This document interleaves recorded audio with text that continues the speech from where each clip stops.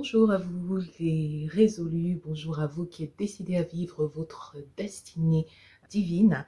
Nous allons voir aujourd'hui une petite conclusion, disons, pour les vidéos précédentes et on va apporter un enrichissement, une sorte de complément à ces vidéos aujourd'hui. Lors de la vidéo, qu'est-ce que la destinée? Nous avons vu que c'est un chemin de vie pavé de bonnes œuvres que Dieu a préparées pour nous. Nous avions lu dans Éphésiens 2 au verset 10 pour mieux comprendre ce que c'est que cette notion de destinée. On a vu que ce n'est pas quelque chose que Dieu nous impose, mais quelque chose que nous choisissons de découvrir et d'accepter pour notre vie.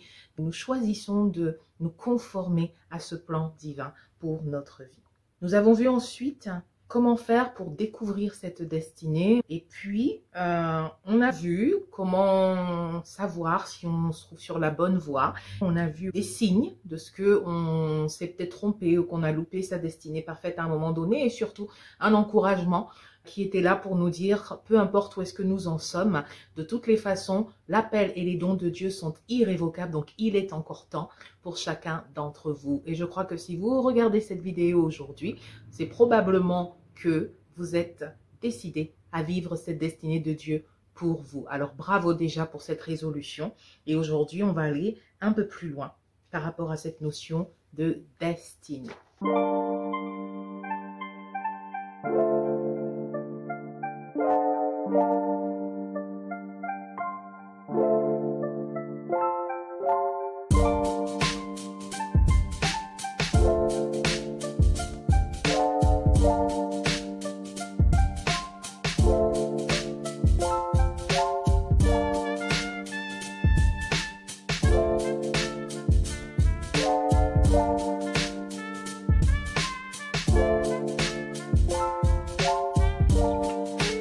Notre destinée, on a vu que ce n'était pas seulement un ensemble de choses à faire. On a vu qu'il s'agissait avant tout d'être, de devenir ce que Dieu veut qu'on soit, de prendre connaissance et puis possession de choses que Dieu a prévues que nous puissions avoir. D'autant qu'il est dit qu'il nous donne des choses afin que nous en jouissions.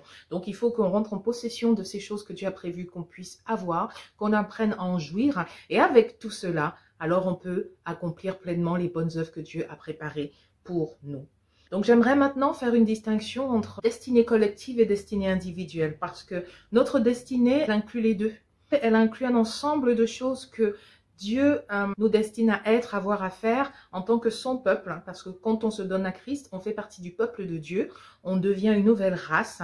De Corinthiens 5, 17 dit, si quelqu'un est en Christ, il devient une nouvelle création, une nouvelle créature suivant les versions. Les choses anciennes sont passées, voici, toutes choses sont devenues nouvelles. Ton identité est nouvelle, tes appartenances sont nouvelles. Tu appartiens à un peuple nouveau, celui de l'Éternel. Donc, on a une destinée collective en tant que peuple de Dieu, corps de Christ, Église de Jésus-Christ. On a une destinée qui nous concerne nous tous, avec un ensemble de choses que Dieu a fait de nous, que Dieu nous appelle à devenir, un ensemble de choses que Dieu nous appelle à posséder, un ensemble d'œuvres aussi que Dieu nous emmène à mener ensemble en tant que peuple, bien que chacun soit à son poste, puisqu'il nous donne l'image du corps. Un corps n'est pas fait que de bras, il est fait de différents membres, de différents organes, et chacun joue son rôle à sa place, mais on fonctionne en tant qu'un corps dans la globalité. Mais il y a aussi ensuite un appel spécifique, un appel individuel, un appel particulier, une destinée particulière que Dieu donne à chacun.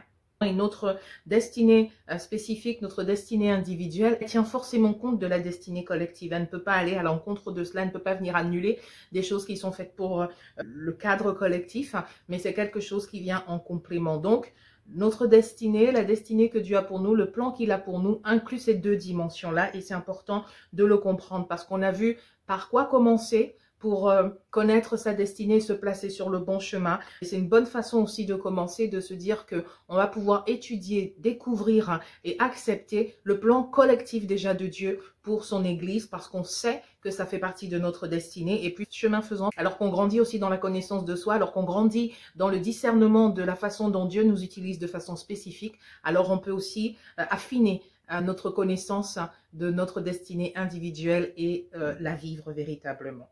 On voit ça très complètement dans le programme que je vous propose. Mais ici, on va voir juste quelques points, quelques textes qui nous permettent déjà d'avancer dès aujourd'hui. dans notre connaissance, notre compréhension et le fait de poser les pas qui sont indispensables pour avancer dans notre chemin de destinée. Dans Éphésiens chapitre 1, le livre d'Éphésiens, c'est un livre vraiment qu'il vous faut connaître, tant il nous révèle le plan de Dieu pour nous, donc la destinée aussi de Dieu pour nous. Donc c'est important de savourer cela, de se construire sur cette base des vérités qui sont ici exposées. Elles sont juste glorieuses.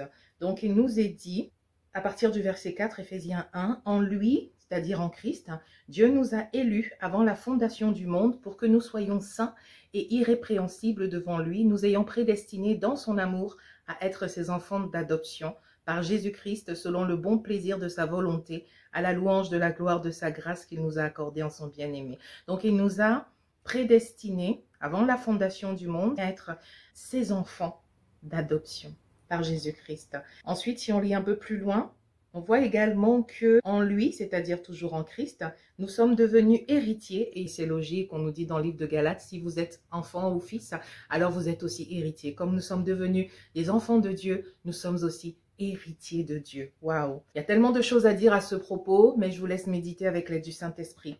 Dit dans la fameuse prière sacerdotale, Jésus dit au Père, je leur ai donné la gloire que tu m'as donnée. J'ai tellement souvent entendu dire que Dieu ne partage pas sa gloire avec les hommes, quelle n'a pas été ma surprise quand le Saint-Esprit m'a montré que Dieu nous a donné sa gloire. Waouh! Dieu nous a donné sa gloire. Et ici, Jésus lui-même le dit clairement, je leur ai donné la gloire que tu m'as donnée. C'est logique. Dieu nous a prédestinés à être semblables à l'image de son Fils. Donc la gloire dont il est porteur, nous devons aussi en être porteur et la manifester. C'est juste logique. Dans Éphésiens 1 au verset 11, on vient de le lire, Dieu nous a destinés à être héritiers. Quand on est héritier, ça veut dire que on a un héritage dont il va falloir être informé et pouvoir prendre possession. Colossiens 1, verset 12, rendez grâce au Père qui vous a rendu capable d'avoir part à l'héritage des saints dans la lumière. Dieu nous a rendu capable d'avoir part à l'héritage des saints dans la lumière. Donc, il y a un héritage pour les saints. Alléluia. Éphésiens 1, verset 18.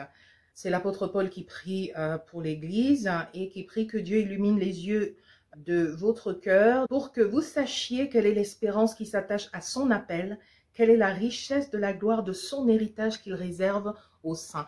Et on voit dans la Bible que c'est le Saint-Esprit qui est venu pour nous permettre de prendre possession de cet héritage-là, qu'il est les arts que Dieu nous a versés et qui est la preuve que le reste de l'héritage suit également. Donc nous avons un héritage en Christ Jésus. Il est important de découvrir tout ce que comprend cet héritage, d'en prendre pleinement possession et avec ça, on va pouvoir rentrer dans les bonnes œuvres que Dieu a préparées pour nous, donc dans le faire. Et on avait vu Éphésiens 2 au verset 10 que nous avons été recréés en Christ Jésus pour de bonnes œuvres que Dieu a préparées d'avance pour nous afin que nous les pratiquions, afin que nous conformions notre vie au chemin que Dieu a pavé de bonnes œuvres et qu'il a préparé d'avance pour nous, pour qu'il ne nous reste plus qu'à y marcher. Donc, il y a des bonnes œuvres à faire. Et parmi ces œuvres-là, nous voyons des choses que Dieu a dit, qui sont valables pour tous les chrétiens, pour tout le peuple de Dieu, pour tous ceux qui sont nés de nouveau.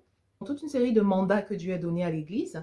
On a notamment le mandat de la domination en Genèse 1, 26, 28. Il y a plusieurs autres mandats, je ne vais pas m'étaler dessus, on le voit parfaitement bien dans le parcours. Ici, je voudrais m'attarder un peu plus sur Matthieu 28, après la résurrection, des paroles que Jésus donne à ses disciples et donc à son Église, nous. Donc chapitre 28, verset 19. Allez et faites de toutes les nations des disciples, les baptisant au nom du Père, du Fils et du Saint-Esprit, et enseignez-leur à observer tout ce que je vous ai prescrit. Et voici, je suis avec vous tous les jours jusqu'à la fin du monde. Donc, il nous demande de faire des disciples, de baptiser en son nom, au nom du Père, du Fils et du Saint-Esprit, et d'enseigner les nations, de leur enseigner à observer tout ce qu'il nous a prescrit. Ça sont des choses auxquelles chacun d'entre nous doit participer d'une façon ou d'une autre. Et puis, on a également Marc 16, on va lire à partir du verset 15, il dit « Allez par tout le monde et prêchez la bonne nouvelle à toute la création. Celui qui croira et qui sera baptisé sera sauvé, mais celui qui ne croira pas sera condamné. Voici les miracles qui accompagneront ceux qui auront cru. En mon nom, ils chasseront les démons, ils parleront de nouvelles langues, ils saisiront des serpents, s'ils boivent quelques breuvages mortels, il ne leur fera point de mal, ils imposeront les mains aux malades et les malades seront guéris.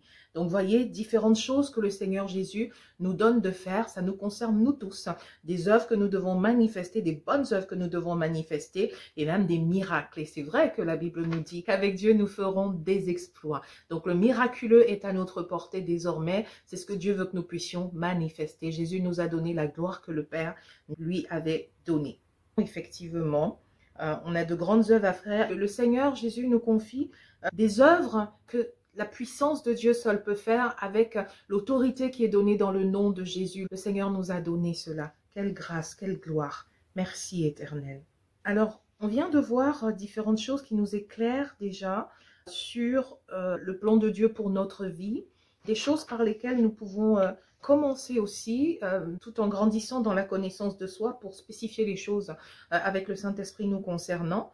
Mais je voudrais aussi attirer notre attention sur l'importance donc de découvrir effectivement cette destinée, tant la dimension collective que la dimension individuelle, avant de se lancer dans des choix cruciaux pour notre vie, des choix d'études, des choix de travail, parce que si tu sais que le Seigneur t'appelle à être la tête et non la queue, être toujours en haut, jamais en bas, ben, il y a des choix professionnels, des choix d'études qui vont s'exclure. Tout simplement.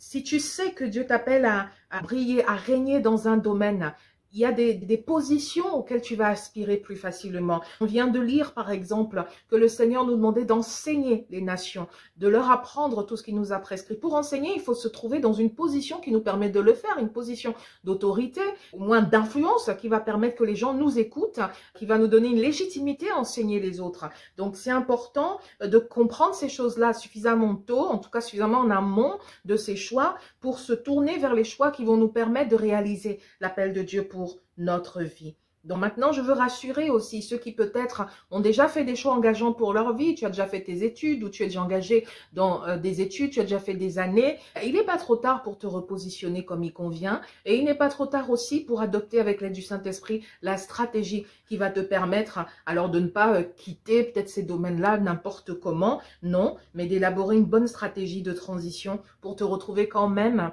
le plus tôt possible et de la meilleure manière dans ton domaine. Voilà, soyez richement, pleinement bénis, impactés pour réussir dans votre destinée dans le nom de Jésus. À très bientôt.